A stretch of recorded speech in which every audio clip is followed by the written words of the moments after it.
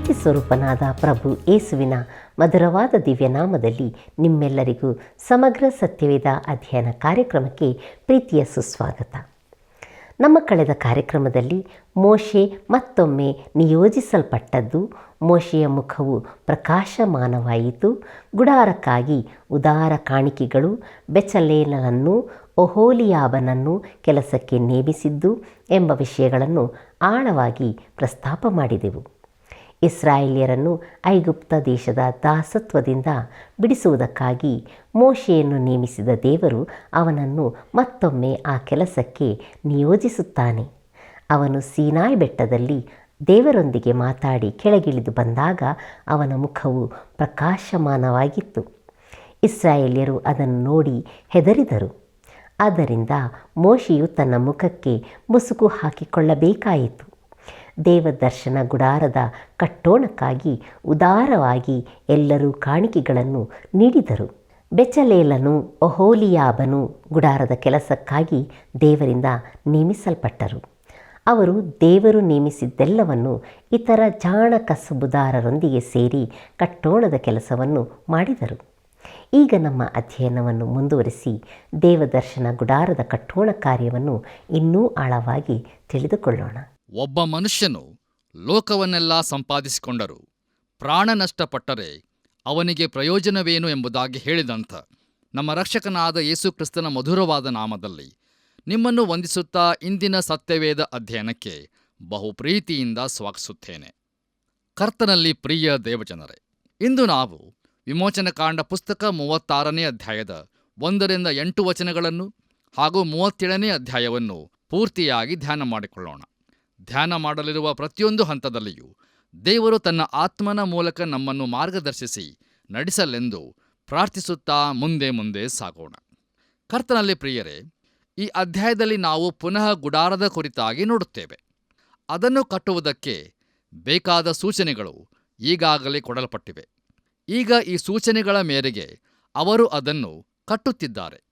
ನೋಡಿರಿ, ದೇವರು ತಿಳಿಸಿದ ನಕಾಶೆಯ ಪ್ರಕಾರವೇ ಅದು ಇರಬೇಕಾದದ್ದು ಅತಿ ಅವಶ್ಯ. ಯಾಕಂದರೆ ಅದು ಕ್ರಿಸ್ತನ ರೂಪಚಿತ್ರಣವಾಗಿದೆ ಮತ್ತು ಅದು ಆತನನ್ನು ಪ್ರಕಟಿಸುತ್ತದೆ. ಹಾಗಾದರೆ ಬನ್ನಿರಿ, ನಮ್ಮ ಇಂದಿನ ಧ್ಯಾನವನ್ನು ಆರಂಭಿಸುವ ಹಾಗೆ ನಿಮ್ಮ ಸತ್ಯವೇದದಲ್ಲಿ ವಿಮೋಚನಕಾಂಡ ಪುಸ್ತಕ 36ನೇ ಅಧ್ಯಾಯ ಪ್ರಾರಂಭದ ವಚನವನ್ನು ನನ್ನೊಂದಿಗೆ ಗಮನಿಸಿರಿ. ಅಲ್ಲಿ ನಾವು ಹೀಗೆ ನೋಡುತ್ತೇವೆ: ಬೆಚಲೇಲನು ಒಹೋಲಿಯಾಬನು ಎಲ್ಲವನ್ನು ಯೆಹೋವನು ಆಜ್ಞಾಪಿಸಿದ ಪ್ರಕಾರವೇ ಮಾಡುವರು, ಮತ್ತು ಬೇರೆ ಜಾಣರೆಲ್ಲರೂ, ಅಂದರೆ ಯೆಹೋವನಿಂದ ಜ್ಞಾನ ವಿವೇಕಗಳನ್ನು ಹೊಂದಿ ದೇವರ ಮಂದಿರವನ್ನು ನಿರ್ಮಿಸುವ ಕೆಲಸಕ್ಕೋಸ್ಕರ ಬೇಕಾದ ಸಕಲ ವಿಧವಾದ ವಸ್ತುಗಳನ್ನು ಮಾಡುವ ಕ್ರಮ ತಿಳಿದಿರುವವರು ಅವರೊಂದಿಗೆ ಕೆಲಸ ಮಾಡುವರು ಅಂದನು ಎಂಬುದಾಗಿ. ಕರ್ತನಲ್ಲಿ ನನ್ನ ಪ್ರಿಯ ಆತ್ಮೀಯ ಬಂಧುಗಳೇ, ಕೆಲಸಗಾರರ ತಂಡ ಬಹುಜನವಿದ್ದಿರಬೇಕು. ನೋಡಿರಿ, ಪ್ರತಿಯೊಬ್ಬರೂ ದೇವರು ತಮಗೆ ಅನುಗ್ರಹಿಸಿದ ಜ್ಞಾನ ಹಾಗೂ ತಿಳುವಳಿಕೆಗಳ ಮೇರೆಗೆ ಗುಡಾರವನ್ನು ಕಟ್ಟುವ ಕಾರ್ಯದಲ್ಲಿ ತೊಡಗಿದರು. ಈ ತಂಡಕ್ಕೆ ಬೆಚಲೇಲನು ಮುಖ್ಯಸ್ಥನಾಗಿದ್ದನು. ಮುಂದುವರೆದು ನಾವು ವಿಮೋಚನಕಾಂಡ ಪುಸ್ತಕ 36ನೇ ಅಧ್ಯಾಯ 2ನೇ ವಚನವನ್ನು ಓದುವಾಗ ಅಲ್ಲಿ ಹೀಗೆ ನೋಡುತ್ತೇವೆ: ಬೆಚಲೇಲನನ್ನು, ಒಹೋಲಿಯಾಬನನ್ನು ಮತ್ತು ಯಾರರ ಹೃದಯದಲ್ಲಿ ಯೆಹೋವನು ಜ್ಞಾನವನ್ನು ಇಟ್ಟಿದ್ದನೋ, ಯಾರನ್ನು ಈ ಕೆಲಸ ಮಾಡುವುದಕ್ಕೆ ಹೃದಯ ಪ್ರೇರೇಪಿಸಿತೋ, ಆ ಜಾಣರೆಲ್ಲರನ್ನು ಮೋಶೆ ತನ್ನ ಹತ್ತಿರಕ್ಕೆ ಕರೆಸಿದನು ಎಂಬುದಾಗಿ. ಕರ್ತನಲ್ಲಿ ನನ್ನ ಪ್ರಿಯ ಆತ್ಮೀಯ ಸ್ನೇಹಿತರೆ, ದೇವರ ಸೇವೆಯಲ್ಲಿ ಅತಿ ಪ್ರಾಮುಖ್ಯವಾಗಿರಬೇಕಾದ ಒಂದು ಸಂಗತಿಯನ್ನು ಇಲ್ಲಿ ದಯಮಾಡಿ ಗಮನಿಸಿರಿ. ನೋಡಿರಿ, ದೇವರ ಸೇವೆಯಲ್ಲಿ ಗುಣುಗುಟ್ಟುವುದಾದರೆ ಅದನ್ನು ಮಾಡಬೇಡಿರಿ. ಇಂತಹ ಮನಸ್ಸಿನವರನ್ನು ದೇವರು ಖಂಡಿತವಾಗಿಯೂ ಉಪಯೋಗಿಸಲಾರನು. ಗುಡಾರ ಕಟ್ಟುವ ಕೆಲಸಗಾರರು ಕರ್ತನ ಆರಾಧನೆಗಾಗಿ ಅವಶ್ಯವಿರುವ ಸುಂದರವಾದ ವಸ್ತುಗಳನ್ನು ರಚಿಸುತ್ತಿದ್ದರು.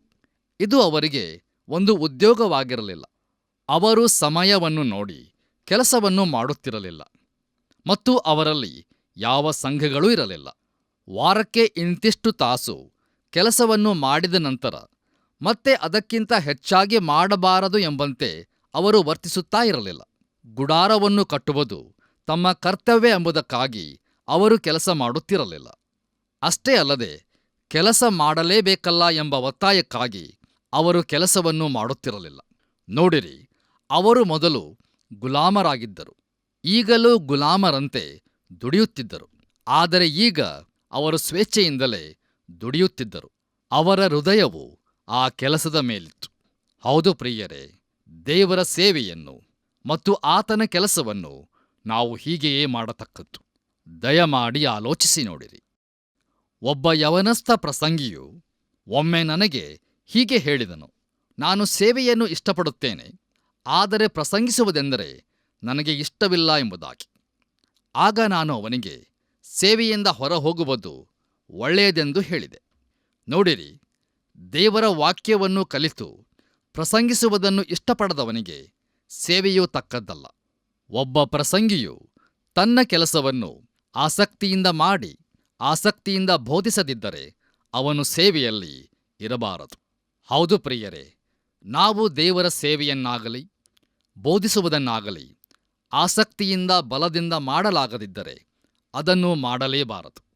ಒತ್ತಾಯಕ್ಕಾಗಿ ಸೇವೆಯನ್ನು ಮಾಡುವವರು ದೇವರಿಗೆ ಬೇಡವೇ ಬೇಡ. ಪ್ರಿಯರೇ, ದಯಮಾಡಿ ಗಮನಿಸಿರಿ. ಬೆಚಲೇಲನು ಆಸಕ್ತಿಯಿಂದ ಕೆಲಸ ಮಾಡುತ್ತಿದ್ದನು. ಅವನು ಓಟದ ಸ್ಪರ್ಧೆಗೆ ಹೋಗುವವನಂತೆ ಆತುರದಿಂದ ಇದ್ದನು.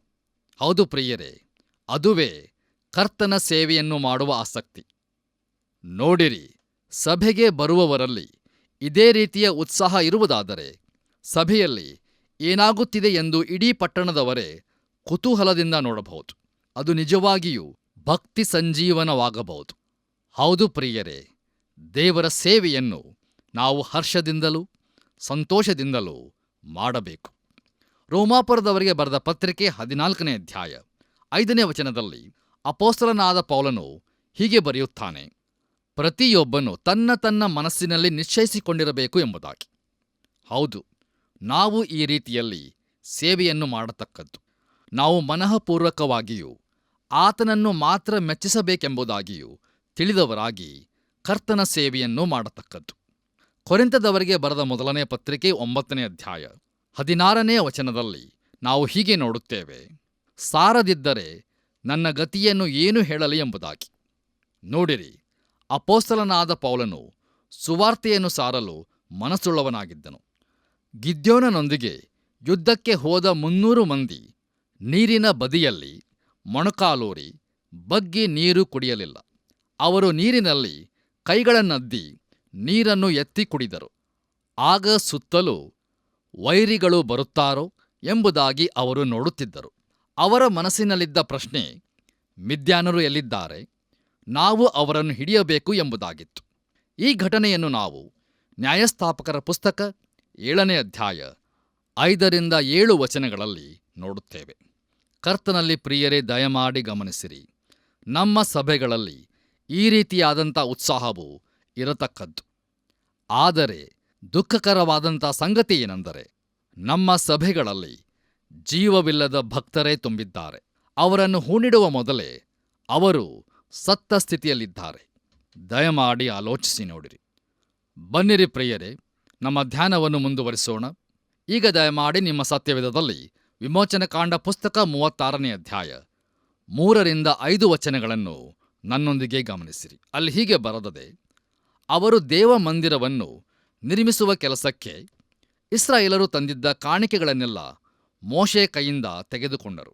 ಇಸ್ರಾಯೇಲರು ಪ್ರತಿದಿನ ಹೊತ್ತಾರೆಯಲ್ಲಿ ಮೋಶೆಯ ಬಳಿಗೆ ಬಂದು ಹೆಚ್ಚು ಕಾಣಿಕೆಗಳನ್ನು ಮನಃಪೂರ್ವಕವಾಗಿ ಕೊಡುತ್ತಿದ್ದರು.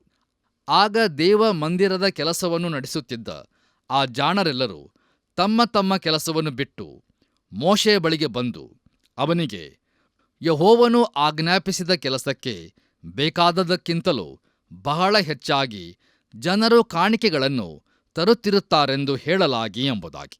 ಕರ್ತನಲ್ಲಿ ನನ್ನ ಪ್ರಿಯ ಸಹೋದರ ಸಹೋದರಿಯರೇ, ಜನರಿಗೆ ಕಾಣಿಕೆ ಕೊಡುವುದನ್ನು ನಿಲ್ಲಿಸಿರೆಂದು ಹೇಳಿದ ಒಂದೇ ಒಂದು ಸ್ಥಳ ಇದಾಗಿದೆ ಎಂದು ನಾನು ತಿಳಿಯುತ್ತೇನೆ. ನೋಡಿರಿ, ಗುಡಾರದ ನಿರ್ಮಾಣ ಕಾರ್ಯಕ್ಕೆ ಬೇಕಾದದಕ್ಕಿಂತಲೂ ಹೆಚ್ಚಾಗಿ ಅವರು ಕಾಣಿಕೆಗಳನ್ನು ತಂದಿದ್ದರು. ಮುಂದುವರೆದು ನಾವು ವಿಮೋಚನಕಾಂಡ ಪುಸ್ತಕ 36ನೇ ಅಧ್ಯಾಯ 6ನೇ ವಚನವನ್ನು ಓದುವಾಗ ಅಲ್ಲಿ ಹೀಗೆ ನೋಡುತ್ತೇವೆ, ಮೋಶೆ ದೇವಮಂದಿರದ ಕೆಲಸಕ್ಕಾಗಿ ಯಾವ ಪುರುಷನಾಗಲಿ ಸ್ತ್ರೀಯಾಗಲಿ ಇನ್ನು ಮುಂದೆ ಯಾವುದನ್ನು ಸಿದ್ಧಪಡಿಸಬಾರದೆಂದು ಅಪ್ಪಣೆ ಮಾಡಿ ಪಾಳೆಯದಲ್ಲಿ ಪ್ರಕಟಿಸಿ ಜನರ ಕಾಣಿಕೆಗಳನ್ನು ನಿಲ್ಲಿಸಿ ಬಿಟ್ಟನು ಎಂಬುದಾಗಿ. ಕರ್ತನಲ್ಲಿ ಪ್ರಿಯರೇ, ದಯಮಾಡಿ ಗಮನಿಸಿರಿ. ಜನರಿಗೆ ಕಾಣಿಕೆ ಕೊಡುವುದನ್ನು ನಿಲ್ಲಿಸಿರೆಂದು ಬೇಕಾದಷ್ಟು ಕಾಣಿಕೆ ಕೂಡಿಕೆಯಾಗಿದೆಯೆಂದು ಪ್ರಕಟಿಸಬೇಕಾಯಿತು. ಪ್ರಿಯರೇ, ಈ ಜನರು ಗುಲಾಮತನದಿಂದ ಈಗಷ್ಟೇ ಹೊರಬಂದವರಾಗಿದ್ದರಿಂದ ಇದು ನಿಜವಾಗಿಯೂ ಆಶ್ಚರ್ಯಕರವಾದ ಸಂಗತಿಯಾಗಿದೆ. ಅವರಲ್ಲಿ ಈ ತನಕ ಯಾವ ಸಂಪತ್ತೂ ಇರಲಿಲ್ಲ. ಈಗ ಅವೆಲ್ಲವನ್ನೂ ಹೊಂದಿರುವ ಇವರು ಅದನ್ನು ಕೊಡಲು ಹಿಂಜರಿಯಬಹುದೆಂದು ನಾವು ಭಾವಿಸಬಹುದು. ಆದರೆ ಅವರು ಉದಾರವಾಗಿಯೂ ಸಂತೋಷದಿಂದಲೂ ಮತ್ತು ಬಹು ಉತ್ಸಾಹದಿಂದ ತಮ್ಮ ದೇವರಿಗಾಗಿ ಕಾಣಿಕೆಯನ್ನು ತಂದರು. ಕರ್ತನಲ್ಲಿ ಪ್ರಿಯರೇ, ನಾನು ದೇವರಿಗಾಗಿ ಏನನ್ನೇ ಮಾಡಿದರೂ ಈ ರೀತಿಯಾಗಿ ಮಾಡಬೇಕು. ಹೌದು, ನಾವು ಸಂತೋಷವಾಗಿ ಕೊಡಬೇಕೆಂದು ದೇವರು ಬಯಸುತ್ತಾನೆ ಮತ್ತು ದೇವರೂ ಕೂಡ ಇಂಥದನ್ನೇ ಅಪೇಕ್ಷಿಸುವನಾಗಿದ್ದಾನೆ. ಪ್ರಿಯರೇ, ಈ ಅಧ್ಯಾಯದಲ್ಲಿ ಗುಡಾರದಲ್ಲಿನ ಬೇರೆ ಬೇರೆ ವಸ್ತುಗಳ ಕುರಿತಾಗಿ ಇನ್ನೊಮ್ಮೆ ನಾವು ನೋಡಲಿಕ್ಕಿದ್ದೇವೆ. ಅದು ಪುನರಾವರ್ತನೆಯಾಗಿ ಕಾಣಬಹುದು. ನೋಡಿರಿ, ಮೊದಲಿದ್ದದ್ದು ಅದರ ನಕಾಶೆ. ಈಗ ಅದನ್ನು ಕಟ್ಟುವ ಕಾರ್ಯವನ್ನು ನೋಡಲಿದ್ದೇವೆ. ಪ್ರಿಯರೇ, ನಮ್ಮಲ್ಲಿ ನಕಾಶೆಯೂ ಬೇಕಾದ ಸಾಮಗ್ರಿಯೂ ಇದ್ದರೆ ಸಾಲದು. ನಾವು ಕೆಲಸವನ್ನೂ ಮಾಡಬೇಕು. ಇಸ್ರಾಯೇಲರು ಈ ಕಾರ್ಯದಲ್ಲಿ ತೊಡಗಿದ್ದನ್ನು ನಾವು ಈ ಅಧ್ಯಾಯದಲ್ಲಿ ನೋಡುತ್ತಿದ್ದೇವೆ. ನಮ್ಮ ಧ್ಯಾನವನ್ನು ಮುಂದುವರಿಸಿ ನಾವು ವಿಮೋಚನಕಾಂಡ ಪುಸ್ತಕ 36ನೇ ಅಧ್ಯಾಯ 8ನೆಯ ವಚನವನ್ನು ಓದುವಾಗ ಅಲ್ಲಿ ಹೀಗೆ ನೋಡುತ್ತೇವೆ.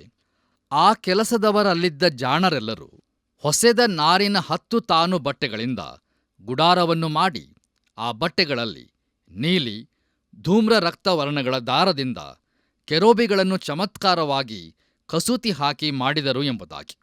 ಕರ್ತನಲ್ಲಿ ಪ್ರಿಯ ದೇವಜನರೇ, ಇದು ಸಮಸ್ತ ಗುಡಾರದ ಹೊದಿಕೆಯಾಗಿತ್ತು. ಅವರು ಅರಣ್ಯ ಮಾರ್ಗವಾಗಿ ಸಾಗುವಾಗ ಎಲ್ಲಾ ವಸ್ತುಗಳಿಗೆ ಮುಂಚೆ ಈ ಹೊದಿಕೆಯು ಹೋಗುತ್ತಿತ್ತು. ಅದು ಹೊರಗಣ ಬೇಲಿಯಾಗಿತ್ತು. ನೋಡಿರಿ, ಚೆನ್ನಾಗಿ ಹೊಸೆದ ಐಗುಪ್ತದ ನಾರು ಬಟ್ಟೆಯು ಯೇಸು ಕ್ರಿಸ್ತನ ನೀತಿವಂತಿಕೆಯ ಸೂಚಕವಾಗಿದೆ. ಅದು ಆತನ ಗುಣ ಹಾಗೂ ಕೆಲಸವನ್ನು ತಿಳಿಸುತ್ತದೆ. ಪ್ರಿಯರೇ, ನಾವು ದೇವರ ಸನ್ನಿಧಾನದಲ್ಲಿ ನಿಲ್ಲಲು ಧರಿಸಬೇಕಾದ ಈ ನೀತಿ ವಸ್ತ್ರವನ್ನು ಯೇಸು ಕ್ರಿಸ್ತನು ನಮಗೆ ಕೊಡುವುದನ್ನು ಇದು ಸಂಕೇತಿಸುತ್ತದೆ. ಅಷ್ಟೇ ಅಲ್ಲದೆ ನಾವು ಗಮನಿಸತಕ್ಕ ಸಂಗತಿ ಏನೆಂದರೆ, ನಮ್ಮ ಕರ್ತನಾದ ಯೇಸು ಕ್ರಿಸ್ತನು ನಮ್ಮ ಅಗತ್ಯತೆಗಳಿಗೆ ಸಾಕಾದವನಾಗಿದ್ದಾನೆ. ಆತನು ನಮ್ಮನ್ನು ರಕ್ಷಿಸಲು ಸಮರ್ಥನಾದವನು, ನಮ್ಮನ್ನು ಬಿಡಿಸಲು ಹಾಗೂ ನಮ್ಮನ್ನು ಕಾಯಲಿಕ್ಕೂ ಶಕ್ತನಾದವನಾಗಿದ್ದಾನೆ. ಆತನ ನಾಮಕ್ಕೆ ಸ್ತೋತ್ರವಾಗಲಿ. ಕರ್ತನಲ್ಲಿ ಪ್ರಿಯರೇ, ಆಡಿನ ಚರ್ಮದ ತೆರೆಗಳು, ಹೋತದ ಚರ್ಮದ ಹೊದಿಕೆ, ಕುಣಿಕೆಗಳು, ಕೊಂಡಿಗಳು ಇವೆಲ್ಲವೂ ಒಂದಲ್ಲ ಒಂದು ರೀತಿಯಲ್ಲಿ ಯೇಸುಕ್ರಿಸ್ತನ ಕುರಿತಾಗಿಯೇ ತಿಳಿಸುತ್ತವೆ. ಗುಡಾರವು 30 ಮೊಳ ಉದ್ದ, 10 ಮೊಳ ಅಗಲ ಹಾಗೂ 10 ಮೊಳ ಎತ್ತರವಾಗಿಯೂ ಇತ್ತು. ಅದನ್ನು ಜಾಲಿ ಮರದಿಂದ ಮಾಡಲಾಗಿದ್ದು ಚಿನ್ನದ ಕೊಂಡಿಗಳು ಸುತ್ತಲೂ ಇದ್ದವು. ನೋಡಿರಿ, ಅರಣ್ಯ ಪ್ರಯಾಣದಲ್ಲಿ ಇದನ್ನು ಹೊತ್ತುಕೊಂಡು ಹೋಗಲು ಬಹುಭಾರವಾಗಿದ್ದರಿಂದ ಅದನ್ನು ಗಾಡಿಯ ಮೇಲಿಟ್ಟು ಎಳೆದುಕೊಂಡು ಹೋಗುತ್ತಿದ್ದರು. ಹೇಗೂ ಎಲ್ಲಾ ವಸ್ತುಗಳನ್ನು ಲೇವಿಯರು ಹಾಗೂ ಯಾಜಕರು ತಮ್ಮ ಹೆಗಲ ಮೇಲೆ ಹೊತ್ತುಕೊಳ್ಳುತ್ತಿದ್ದರು. ಚಿನ್ನದ ಕೊಂಡಿಯೊಳಗೆ ಇರಿಸಲಾಗುತ್ತಿತ್ತು. ಇಡೀ ಗುಡಾರವನ್ನು ಬೆಳ್ಳಿಯ ಮೇಲೆ ಇಡಲಾಗುತ್ತಿತ್ತು. ಬೆಳ್ಳಿಯು ವಿಮೋಚನೆಯನ್ನು ಸೂಚಿಸುವಂಥದ್ದು. ಗುಡಾರವು ತೊಲೆಗಳಿಂದ ಹಿಡಿದಿಡಲ್ಪಟ್ಟಿತ್ತು. ಪ್ರತಿಯೊಂದು ಕೊಂಡಿಗೂ ಕೆಲವು ಬಳೆಗಳನ್ನು ಮಾಡಲಾಗಿದ್ದು, ಈ ಕೊಂಡಿಗಳು ಬಳೆಗಳೊಳಗೆ ಸರಿಯಾಗಿ ಕೂತುಕೊಳ್ಳುತ್ತಿದ್ದು ಇಡೀ ಗುಡಾರವನ್ನು ಗಟ್ಟಿಯಾಗಿ ಹಿಡಿದಿರುತ್ತಿದ್ದವು. ಪ್ರಿಯರೇ, ಅದು ಒಂದು ಗಟ್ಟಿಯಾಗಿ ಹಿಡಿದಿಡಲ್ಪಟ್ಟಂಥ ರಚನೆಯಾಗಿತ್ತು. ಅಷ್ಟೇ ಅಲ್ಲದೆ ಗುಡಾರದ ಒಳಗೆ ಒಂದು ತೆರೆಯಿದ್ದು ಅದು ಒಳಗಣ ಗುಡಾರವನ್ನು 2 ಭಾಗವಾಗಿ ವಿಭಾಗಿಸುವಂತಿತ್ತು. ಒಳಗಣ ಚಿಕ್ಕ ಭಾಗವನ್ನು ಮಹಾಪರಿಶುದ್ಧ ಸ್ಥಳವೆಂದು, ಹೊರಗಣ ಭಾಗವನ್ನು ಪರಿಶುದ್ಧ ಸ್ಥಳವೆಂದು ಕರೆಯಲಾಗುತ್ತಿತ್ತು. ನೋಡಿರಿ, ಗುಡಾರದಲ್ಲಿನ ಪ್ರತಿಯೊಂದು ವಸ್ತುವು ಯೇಸು ಕ್ರಿಸ್ತನ ವ್ಯಕ್ತಿತ್ವ ಇಲ್ಲವೇ ಆತನ ಕಾರ್ಯವನ್ನು ಸೂಚಿಸುವಂಥದ್ದಾಗಿತ್ತು. ದೇವರಿಗೆ ಮಹಿಮೆಯುಂಟಾಗಲಿ. ಇಲ್ಲಿಗೆ ಪ್ರಿಯರೇ, ವಿಮೋಚನಕಾಂಡ ಪುಸ್ತಕದ 36ನೇ ಅಧ್ಯಾಯದ ಧ್ಯಾನವು ಮುಕ್ತಾಯವಾಯಿತು. ಇಲ್ಲಿಯವರೆಗೂ ದೇವರು ತಾನೇ ತನ್ನ ಆತ್ಮನ ಮೂಲಕ ನಮ್ಮನ್ನು ನಡೆಸಿದ್ದಕ್ಕಾಗಿ ಆತನನ್ನು ಕೊಂಡಾಡುತ್ತಾ ವಿಮೋಚನಕಾಂಡ ಪುಸ್ತಕ 37ನೇ ಅಧ್ಯಾಯದ ಕಡೆಗೆ ನಮ್ಮ ಗಮನವನ್ನು ಹರಿಸೋಣ. ಕರ್ತನಲ್ಲಿ ಪ್ರಿಯ ದೇವಜನರೇ, ಈ 37ನೇ ಅಧ್ಯಾಯದ ಮುಖ್ಯ ಪ್ರಸ್ತಾಪವು ಗುಡಾರದ ಯೋಜನೆ ಎಂಬುದಾಗಿರುತ್ತದೆ. ಈ ಅಧ್ಯಾಯದಲ್ಲಿ ತಿಳಿಸಲ್ಪಟ್ಟಂಥ ಪ್ರತಿಯೊಂದು ಸಂಗತಿಯು ಈ ಪುಸ್ತಕದ ಹಿಂದಿನ ಅಧ್ಯಾಯಗಳಲ್ಲಿ ಈಗಾಗಲೇ ತಿಳಿಸಲ್ಪಟ್ಟದ್ದೇ ಆಗಿರುತ್ತದೆ. ಆದ್ದರಿಂದ ನಾವು ನೋಡಿರುವ ವಾಕ್ಯ ಭಾಗಗಳನ್ನು ಪುನರುಚ್ಚರಿಸದೆ ನಾನು ನೆನೆಸುವ ಕೆಲವು ಪ್ರಾಮುಖ್ಯವಾದಂಥ ಮುಖ್ಯಾಂಶಗಳನ್ನು ಧ್ಯಾನಿಸೋಣ. ಹೊರಗಣ ಅಂಗಳದಲ್ಲಿರುವ ಅತಿ ಪ್ರಾಮುಖ್ಯವಾದ 2 ವಸ್ತುಗಳು ತಾಮ್ರದ ವೇದಿ ಹಾಗೂ ಬೋಕೋಣೆ. ಪರಿಶುದ್ಧ ಸ್ಥಳವನ್ನು ಪ್ರವೇಶಿಸಿದಾಗ ಅಲ್ಲಿ 3 ವಸ್ತುಗಳು ಇರುತ್ತವೆ. ಅವು ಯಾವುವೆಂದರೆ ಚಿನ್ನದ ದೀಪಸ್ತಂಭ, ನೈವೇದ್ಯ ರೊಟ್ಟಿಯ ಮೇಜು ಹಾಗೂ ಧೂಪಾರತಿಯ ವೇದಿಕೆ. ಇನ್ನು ಮಹಾಪರಿಶುದ್ಧ ಸ್ಥಳದಲ್ಲಿ ಒಡಂಬಡಿಕೆಯ ಮಂಜೂಷವು ಇಡಲ್ಪಟ್ಟಿದೆ. ಕರ್ತನಲ್ಲಿ ಪ್ರಿಯರೇ, ದಯಮಾಡಿ ಗಮನಿಸಿರಿ. ಗುಡಾರದಲ್ಲಿ 3 ಭಾಗಗಳು ಇದ್ದವು. ಮೊದಲನೇದಾಗಿ ಗುಡಾರದ ಸುತ್ತಲೂ ಹೊದಿಸಿದ ನಾರುಮಡಿಯ ಹೊದಿಕೆಯ ಮೂಲಕ ಒಂದು ಬಾಗಿಲು ಇತ್ತು. ಎರಡನೆಯದಾಗಿ ಪರಿಶುದ್ಧ ಸ್ಥಳವನ್ನು ಪ್ರವೇಶಿಸುವ ದ್ವಾರ. ಇನ್ನು ಮೂರನೆಯದಾಗಿ 3ನೆಯ ಪ್ರವೇಶ ದ್ವಾರವು ಮಹಾಪರಿಶುದ್ಧ ಸ್ಥಳಕ್ಕೆ ಹೋಗುತ್ತಿತ್ತು.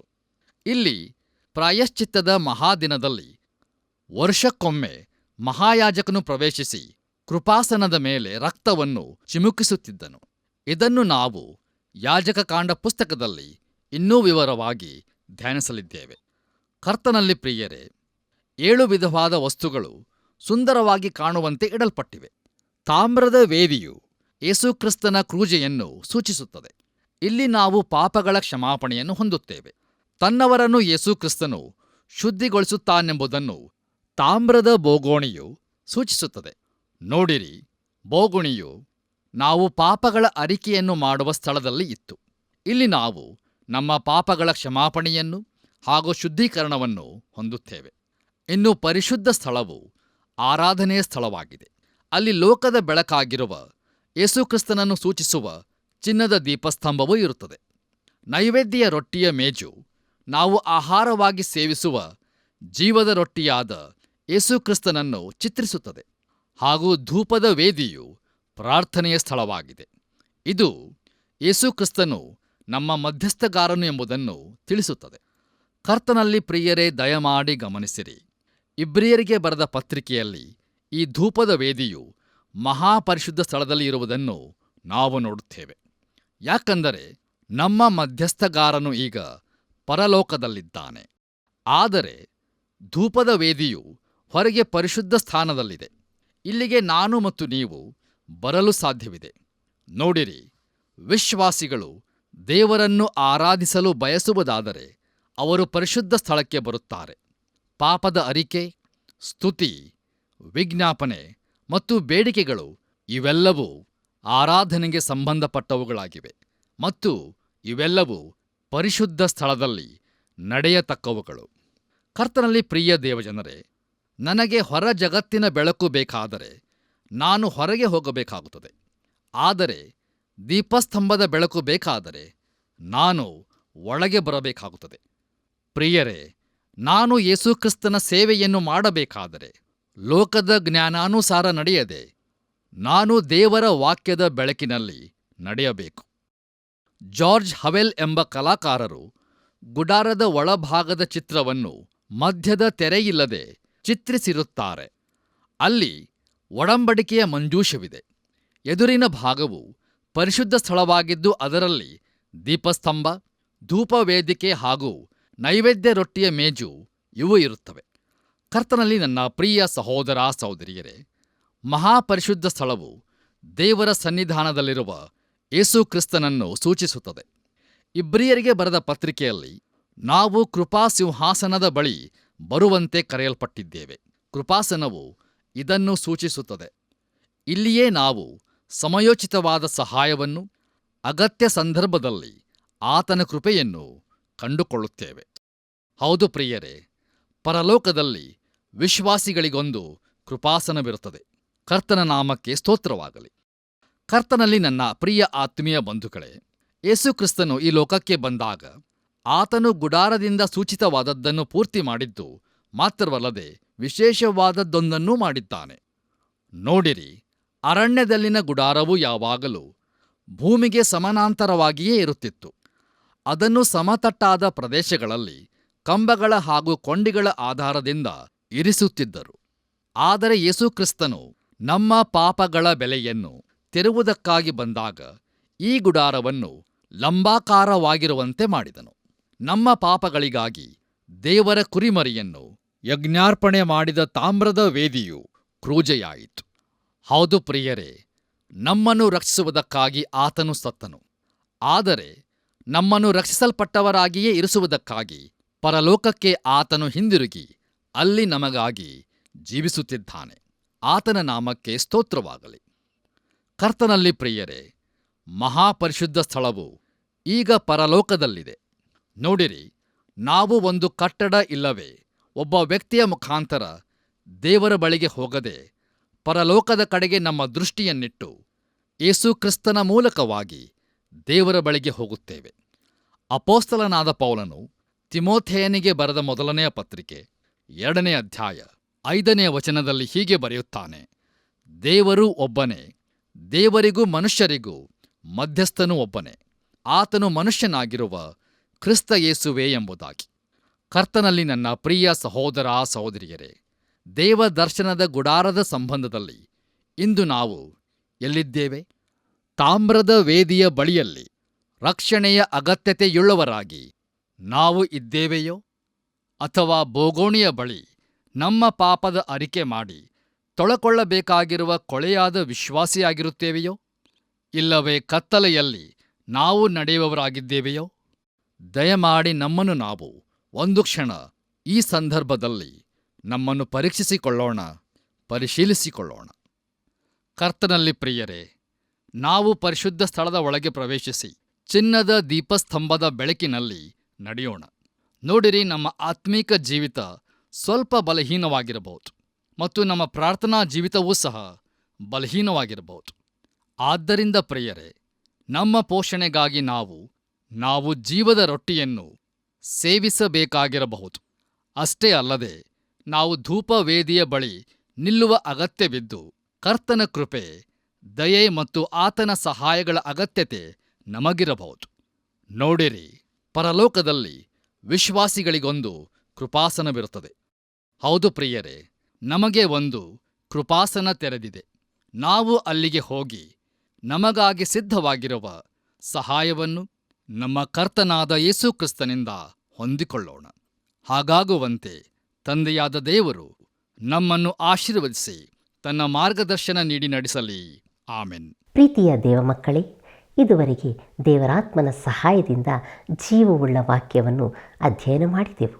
ಭೂಮಿಯ ಮೇಲಿನ ಮೊಟ್ಟಮೊದಲ ದೇವಾಲಯ ದೇವದರ್ಶನ ಗುಡಾರದ ಕಟ್ಟೋಣ ಎಂಬ ಅದ್ಭುತವಾದ ವಿಷಯವನ್ನು ಅರಿತುಕೊಂಡೆವು. ಕರ್ತನು ತಾನೇ ಅದನ್ನು ಪರಲೋಕದ ಛಾಯೆಯಂತೆ ನಕ್ಷೆಯನ್ನು ನೀಡಿ ಅದನ್ನು ಇಸ್ರಾಯೇಲ್ಯರ ಆರಾಧನೆಗಾಗಿ ಪರಿಚಯಿಸಿಕೊಟ್ಟನು. ಇದರಿಂದ ದೇವರು ತನ್ನ ಸೃಷ್ಟಿಯ